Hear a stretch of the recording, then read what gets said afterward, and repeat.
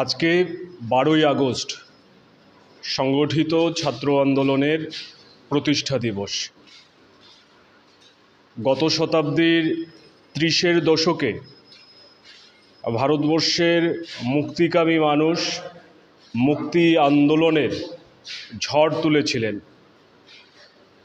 ছাত্রদের মধ্যেও দেশকে স্বাধীনতা এনে দেওয়ার জন্য লড়াইয়ের প্রতি তীব্র আকাঙ্ক্ষা তৈরি হয়েছিল। দেশের বিভিন্ন প্রান্তে ছাত্রদের দুর্বার আন্দোলন গড়ে উঠছিল।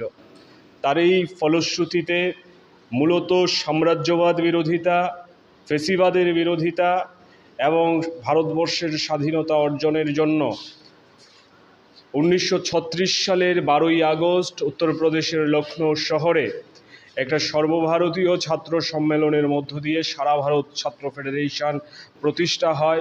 ভারতবর্ষের স্বাধীনতা আন্দোলনে ছাত্রদের যে দুর্বার লড়াই, সে লড়াইয়ের মঞ্চ হিসেবে এই সংগঠন আত্মপ্রকাশ করেছিল। স্বাধীনতার মুহূর্ত পর্যন্ত এই সংগঠন সংগ্রামী ভূমিকা পালন করেছে। স্বাধীনতা আন্দোলনে এই সংগঠন গুরুত্বপূর্ণ ভূমিকা নিয়েছে। স্বাধীনতার পর সারা ভারত ছাত্র ফেডারেশনের অভ্যন্তরে মতাদর্শগত বিভিন্ন বিতর্ক তৈরি হয়।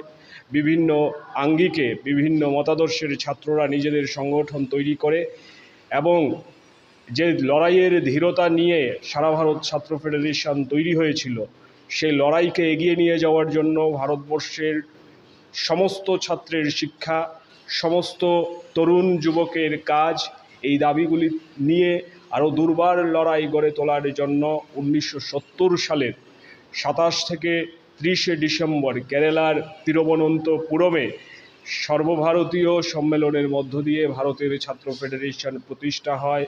মূলত ছাত্র আন্দোলনের কর্মসূচি, তার গঠনতন্ত্র গৃহীত হয় এবং একটা নূতন ধারায় সারা ভারতবর্ষ জুড়ে সংগঠিতভাবে ছাত্র আন্দোলনকে এগিয়ে নিয়ে যাওয়ার জন্য ভারতের ছাত্র ফেডারেশন বর্তমান ভারতবর্ষে গুরুত্বপূর্ণ ভূমিকা পালন করে চলছে।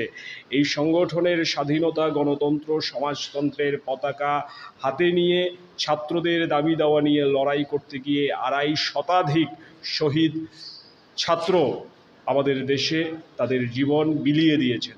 আমরা মনে করি আজকে যখন আমরা সংগঠিত ছাত্র আন্দোলনের প্রতিষ্ঠা দিবস পালন করছি, আজকের ভারতবর্ষে যখন শিক্ষাকে মহার্ঘ করে তোলা হচ্ছে, শিক্ষার গেরুয়াকরণ হচ্ছে,